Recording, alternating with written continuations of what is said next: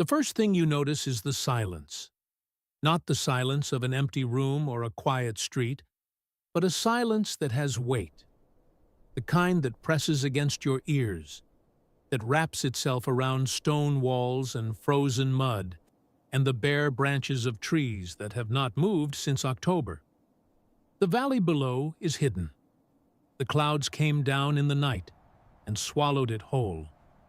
And now there is only this, a village of a few dozen houses clinging to the side of a mountain in northwestern Iran, wrapped in snow, wrapped in cold, wrapped in a quiet so complete it feels almost sacred.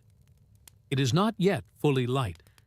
The sky above the ridge is a pale, bruised gray, the color of something that has been through too much.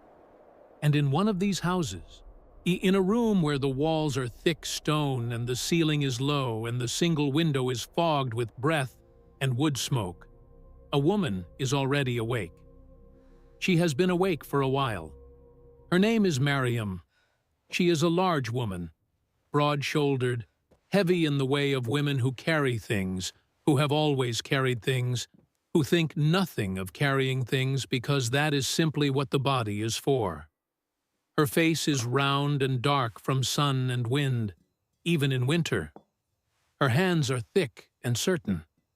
She moves through the room with the particular economy of someone who has done every motion of this morning 10,000 times before. She does not waste movement. She does not rush. She simply begins. The fire in the clay oven, the toner, sunk into the floor in the corner of the kitchen, went cold sometime before midnight. She knew it would. She banked it before bed with the last of yesterday's ash, but ash holds only so much. Now she crouches beside it, her breath coming in small clouds, and she begins to rebuild the fire from almost nothing. A twist of dried grass, a few chips of wood no bigger than her thumb, a gentle breath aimed down at the darkness below the grate. The smoke comes first, bitter and curling. Then the first orange thread of flame. She feeds it slowly, the way you would feed something fragile, something that could still decide not to survive. A larger piece of wood, another. She leans back and watches. Across the room, on a mattress rolled out against the far wall, her husband is still asleep. Dariush is a thin young man, almost improbably thin, the kind of thin that seems structural rather than accidental, as if his body simply decided early on that it had no use for excess, that everything unnecessary should be stripped away until only what worked remained. He sleeps with one arm thrown over his face, his coat still draped across his feet as extra blanket. He is 26 years old. He will need to be up soon. But Mariam lets him sleep a few more minutes while she tends the fire, because she knows what his body costs him in cold like this, how it shakes, how the cold finds him differently than it finds her, how the heat that her own weight keeps locked inside her simply does not exist in him, and how the morning always takes him a little longer to settle into. Outside, the village is beginning.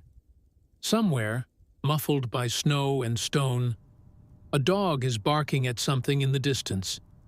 A rooster, badly timed, he attempts a cry that sounds more like a question.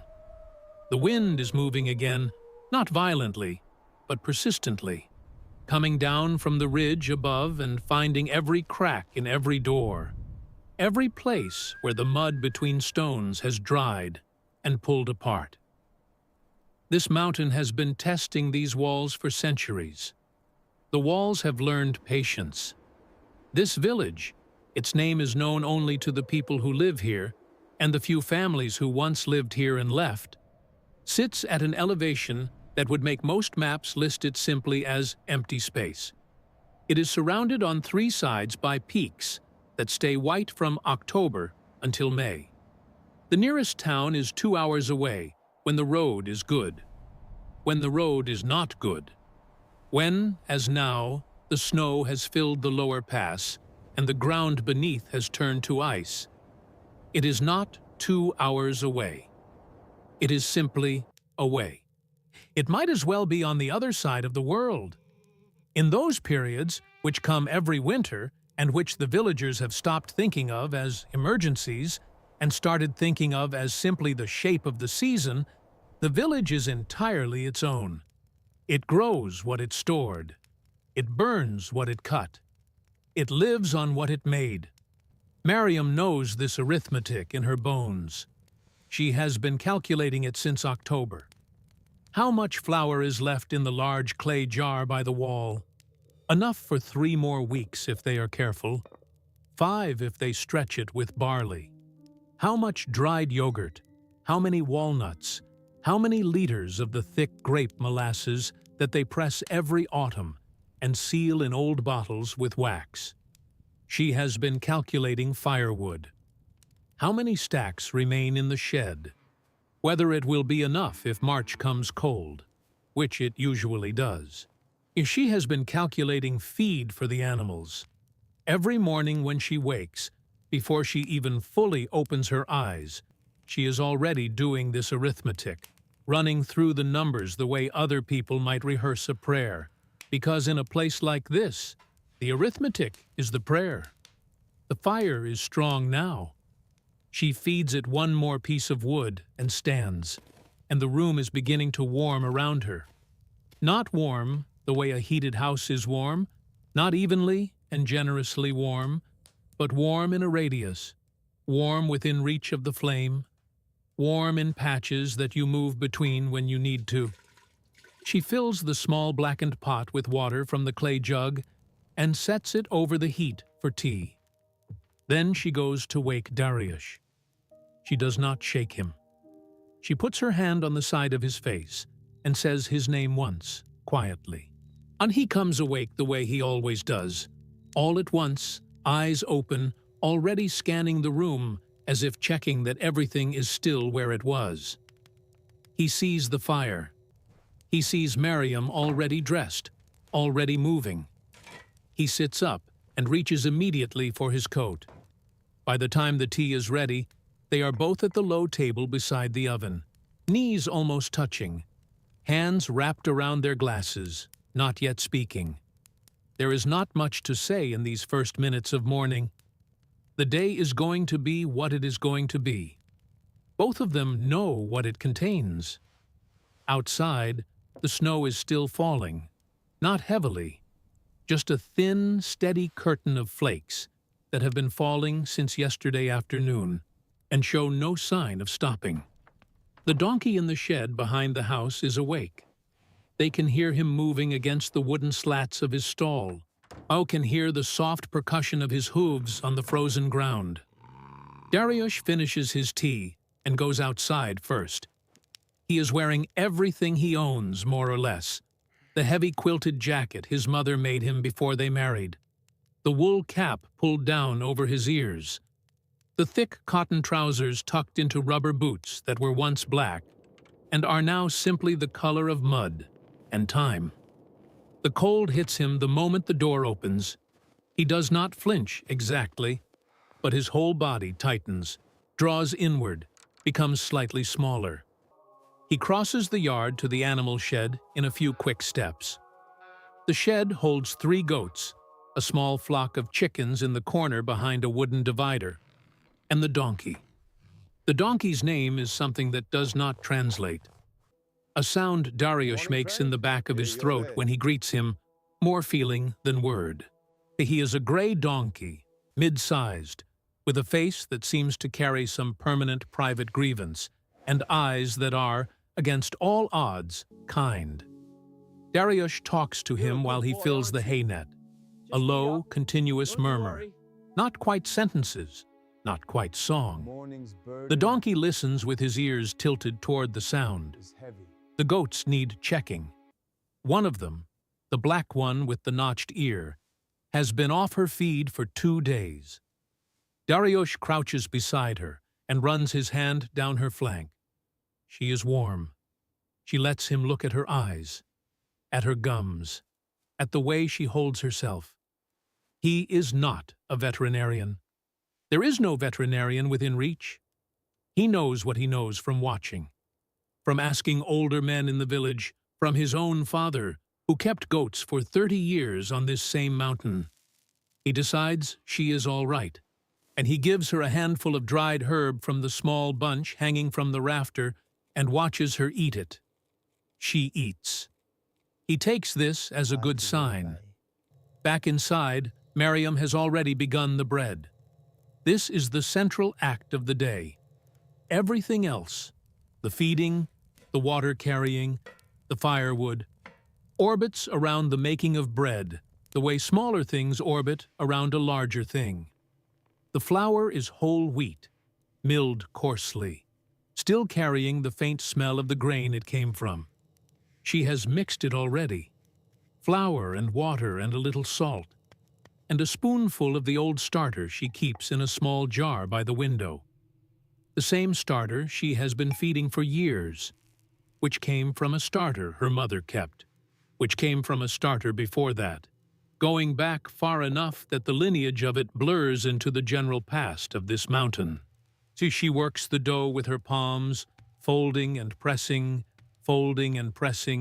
leaning her weight into it. The dough resists her at first. It always resists her at first. And then it yields, becomes cooperative, becomes smooth and elastic under her hands. While the dough rests under a cloth, she feeds the toner its maximum load of wood. The toner is the center of the kitchen, literally sunk into the earthen floor, a clay cylinder about a meter deep, tapering toward the bottom, now radiating a heat so fierce that standing over it for more than a moment makes your eyes water. The walls of the toner are coated with the carbon of years of fires. When she lowers the flat rounds of dough against the inner wall with a cloth pad, they stick immediately, held there by the heat and their own stickiness. And the kitchen fills with a smell that is almost impossible to describe to someone who has not experienced it. The smell of flour and heat and char, and something alive turning into something permanent. She bakes 7 rounds this morning. Each one takes only minutes. You have to watch. You have to know when the edges begin to lift, when the surface goes from raw to set, when the moment to peel it free has arrived. She works fast and careful, her face red from the heat, her forearm shielding her face each time she reaches inside. The finished rounds come out in a stack on the mat beside the oven, large, irregular, slightly charred at the edges, thin as a handspan at the center and thicker at the rim, still steaming. She breaks 1 in half immediately and gives it to Dariush, who has come back inside and is standing by the fire holding his hands over the heat. He tears a piece, chews slowly. Neither of them speaks for a moment. There is something about fresh bread that silences people. Not the silence of nothing to say, but the silence of something being exactly what it is, completely, without apology. In a house this far from everything, in a winter this unrelenting, bread is not background. It is the point. After breakfast, bread and white cheese, and a little of the thick walnut jam Mariam made in September, comes the water. The village has a spring that does not fully freeze. It is about 300 meters from their house, along a path that climbs slightly before descending to the stone trough where the water comes up from somewhere inside the mountain. It clear and cold and tasting faintly of the rock it has been moving through for centuries. In summer, this walk is nothing. In deep winter, when the path is packed snow over ice over mud, it is something you undertake with care and with appropriate footwear and with the particular attention to the ground that mountain people develop as a kind of sixth sense. You learn to read snow the way sailors read water. This patch is safe. This patch will give. This one over here by the shadow of the rock will be black ice even when it looks white. Dariush makes this trip with 2 large plastic jerry cans balanced across the donkey's back. The donkey, who has been on this path more times than any of them can count, walks it with the resignation of deep experience, picking his feet up carefully, pausing where he judges. Pausing is warranted, and accepting Dariush's guidance at the treacherous section near the bend without resentment. Dariush holds the lead rope and walks beside him, and the 2 of them move through the snow together, their breath making a single shared cloud above them, their footsteps the only sound in the white stillness of the mountain. At the spring, he fills the cans slowly. The water comes up lazily in winter, as if the mountain itself is conserving energy. He watches the surface of it, the way the light catches the movement. His hands in the cold water for even a moment are painful, sharp, insistent pain that travels up his wrists. He pulls them back and blows on them, then finishes. The cans are heavy when full, 20 liters each, the weight distributed across the wooden saddle frame on the donkey's back. He checks the straps, checks the balance, and they start back. The return is harder because the slope is against them. The donkey leans into it without complaint. Dariush walks behind, one hand on the load to feel if it shifts. The snow is heavier now, falling more thickly, and the tracks they made on the way to the spring are already half erased. The mountain is very good at erasing things. By the time they are back in the yard, Mariam is outside splitting wood. She does not wait for help with this, never has. She stands with her feet apart, positions the log on the block, lifts the axe. She is strong, the kind of strong that is not dramatic, not performed, just structural. The strength of a body that has been asked to do hard things and has not refused, and brings it down. The log splits cleanly. She sets each half aside and reaches for another. There is a rhythm to it that is almost meditative. Strike, set aside, reach, position, strike. The sound carries far in the cold air. Dariush unloads the water and comes to help with the firewood. Together they carry the split logs inside, stacking them along the wall in the entry where they will dry and warm before they are needed. This is the wood for tonight and tomorrow. The wood for the day after tomorrow is still outside under the snow. Everything exists in these small time horizons on a mountain in winter. Tonight and tomorrow are real. The day after tomorrow is theory. Next week is a kind of faith. The afternoon shifts. The snow stops for a while. The clouds break just enough, briefly, to let a low, pale winter light fall across the white slopes above the village. To end, for a few minutes, the mountain is extraordinary. All that white, all those angles, the blue shadow in every fold of the terrain, the black line of exposed rock along the highest ridge. Mariam is on the roof, clearing snow with a wooden-handled scraper, pushing it off the edge in sheets. Flat roofs in this region need this attention after heavy snowfall. The weight accumulates, and the old beams that hold these houses together, beams cut from the forests of 100 years ago, were never meant to bear what unchecked snow can bring. She works steadily, methodically, from one end of the roof to the other. From up here, she can see the whole village, a few other women on other rooftops doing the same. The thin vertical lines of smoke rising from a dozen chimneys, the path that leads down to the lower houses, then to the road, and then to whatever the road leads to from here, though the road has been impassable now for 11 days, and she has stopped counting. She can see Dariush below in the yard, tending to something by the shed. She can see the goats, briefly let out into the yard, picking their way across the snow with an expression of sustained offense, as if winter were a personal decision made against them. She can see the mountains on three sides. The mountains that close this place in, that hold it, that have always determined what is possible and what is not. She does not find this view oppressive. She has never found it oppressive. She grew up here. Her parents' house is 200 meters along the lane, and her grandmother's grave is in the small walled cemetery at the edge of the village. And her great-grandmother's grave is there too, under a stone that has been smoothed by enough seasons to have lost its inscription, though the family knows whose it is. This mountain is not a backdrop for her life. It is her life's actual substance. Its severity and its beauty are the same thing, or at least they have always felt that way to her. The same substance expressed in different moments. When she comes down from the roof, Dariush has milked the goats and set the milk in a clay bowl covered with cloth.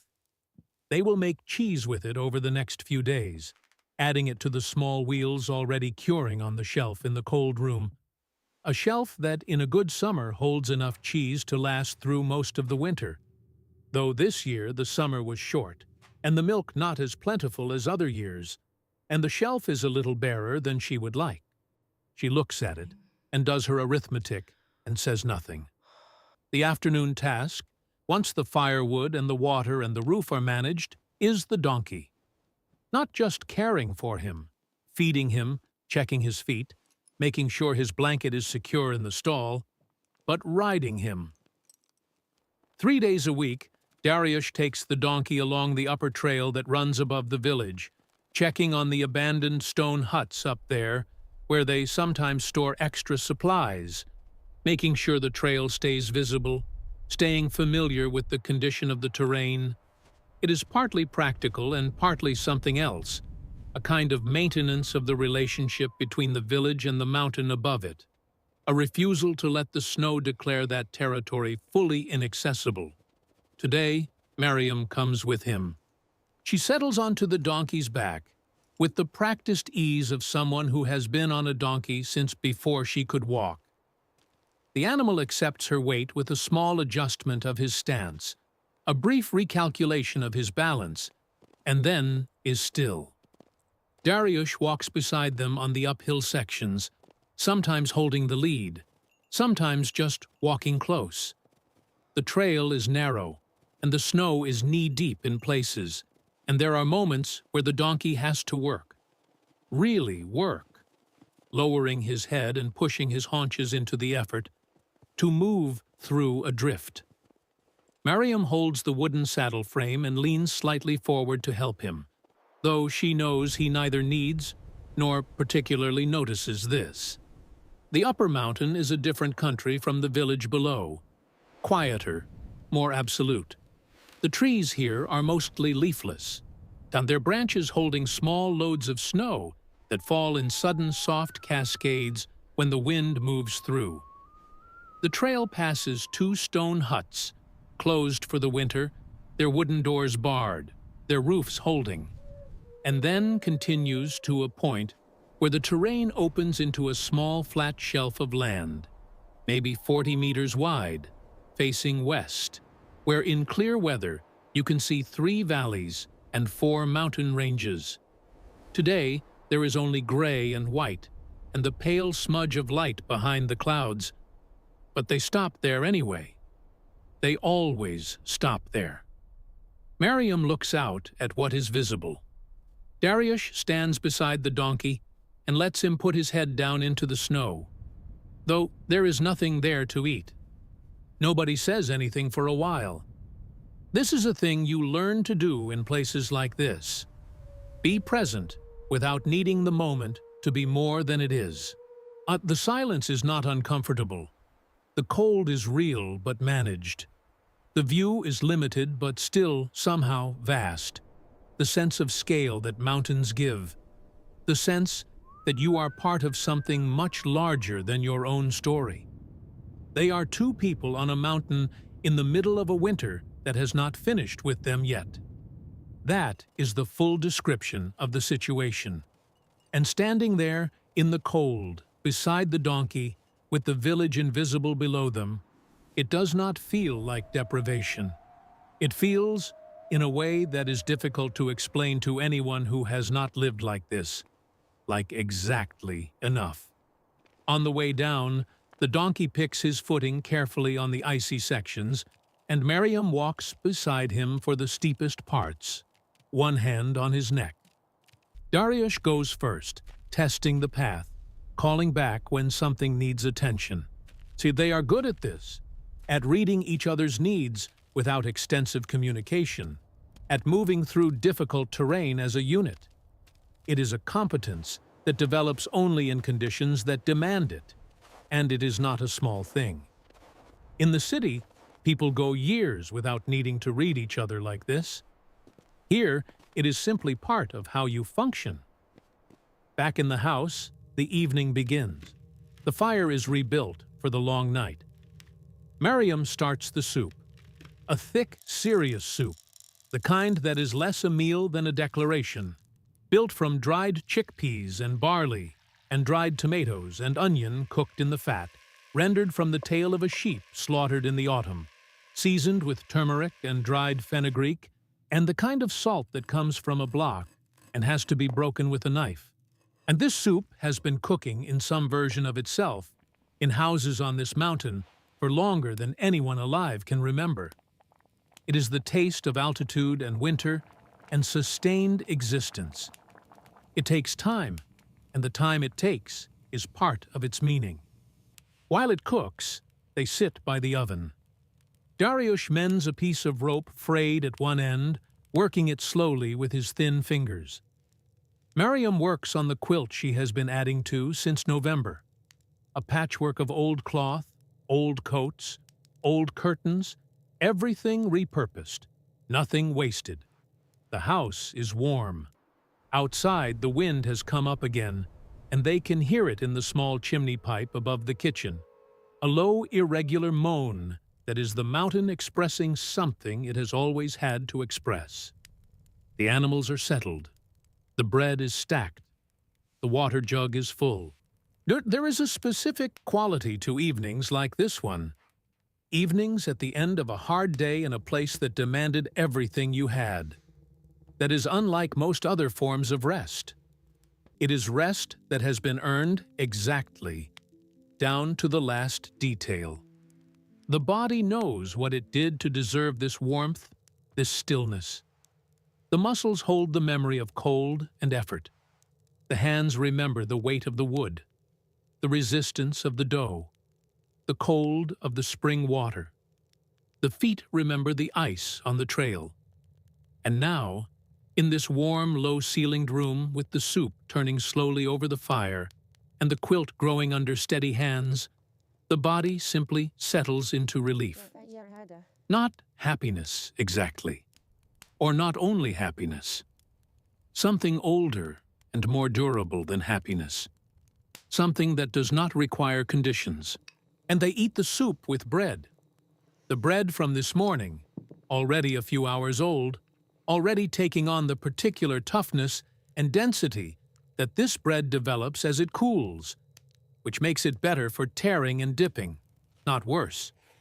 They eat quietly and with the full attention that hunger and good food and the absence of distraction produce. Outside, the temperature is dropping toward the single digits. The clouds have come back and the stars are invisible. There may be more snow before morning. After they eat, Dariush goes once more to check the animals. He is gone for a few minutes, long enough for Miriam to clear the bowls, to cover the leftover soup, to bank the fire again for the night, in the same way she banks it every night, and with the same patient layering of ash and slow-burning wood that will hold it until morning, when she will rebuild it again. She does this without thinking much about it. It is simply what the night requires.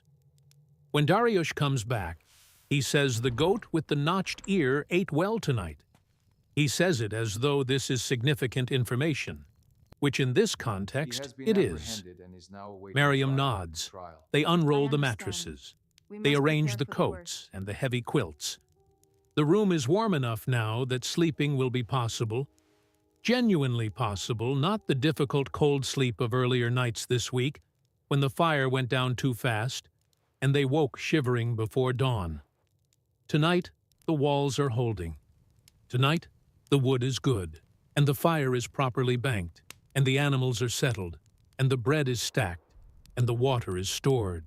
And tomorrow will begin before the light again. Tomorrow the arithmetic will start again from the beginning. Flour, wood, water, feed, path. The donkey will need the path checked if more snow came in the night. The spring may have slowed. The black goat will need watching. These things will be attended to, as they have always been attended to, with the particular combination of skill and patience and physical endurance that this kind of life requires and this kind of life produces. A combination that looks, from a certain distance, like hardship, and from another distance looks like something close to mastery. In this part of Iran, in villages like this one, on mountains like this one, people have been living this way, or some version of it, for a very long time, longer than any written record that concerns itself with places this remote and this small. The mountains remember different governments, different centuries, different forms of the country below. The roads have changed. The tools have changed. Some things have left. Younger sons, daughters who married into the towns, the constant slow drain of the young toward the valleys and cities, and the things the valleys and cities promise. But some things have not left. Some things have simply stayed, as the mountain has stayed, as the spring has stayed, as the recipe for the bread has stayed in the hands of the women who make it. Mariam does not think of herself as a keeper of tradition in any formal sense. She does not use that language about her own life. She makes bread because there is no other way to have bread. How she keeps the fire because there is no warmth without it. She wakes before light because the morning will not wait. These are not choices, not exactly, or they are choices in the sense that all of living is a continuous choice, a continuous affirmation of the desire to continue, the decision to put one foot in front of the other, to rebuild the fire, to fill the jug, to fold the dough and wait for it to rise, to ride the donkey up the white trail above the village and stand for a moment at the edge of the shelf where the view should be, and simply be there, present and cold and alive and part of it all. That, in the end, is what this mountain asks of the people who stay. Not heroism, not a special fortitude, only presence. Only this, to be here, fully, in the particular difficulty and the particular beauty of this place, this elevation, on this cold, this winter. To know the spring's rhythm and the goat's temperament and the fire's needs and the weight of water over distance. To carry all of it, daily, without complaint and without fanfare, as if it were the most natural thing in the world. Which, for Mariam and Dariush, it is. Outside, the mountain holds everything in its great silence. The snow keeps falling. The village sleeps. And somewhere in the darkness above the last house, above the last light in the last window, the upper trail waits under its white cover, patient as the mountain itself, ready to be walked again tomorrow when the light comes back, and the fire is rebuilt, and the bread is made, and the donkey is saddled, and the day begins again, exactly as it always has, exactly as it must.